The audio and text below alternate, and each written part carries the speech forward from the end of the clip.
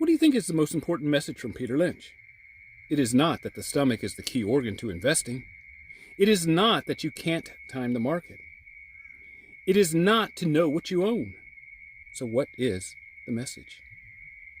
In 1987, less than 3 years before the end of his Magellan Fund reign, he was on vacation and saw his fund go from $12 billion to $8 billion, a 33% drop.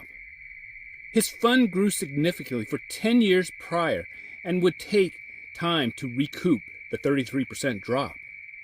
This showed that timing the market is not possible.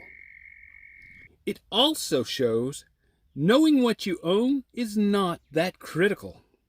Imagine he grew his fund in 1977 from $6 billion to $8 billion in 1987 and maintained it for the next 2 years. This would closely approximate his 29% annual average over the 13 years.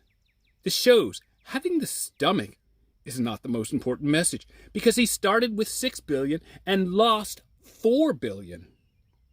Yes, he may have had to have the stomach to grow the fund to $12 billion so he could afford to lose $4 billion. He may even have had to know what he owned. However, with all the hype about index fund, knowing what you own has little value. If we were to take one and only one message from him, it would be to have patience.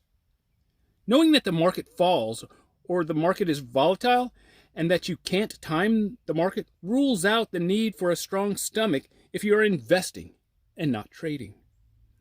Financial independence does not come from wealth, but builds wealth by both continued investing and patience, unless you start in your early 20s.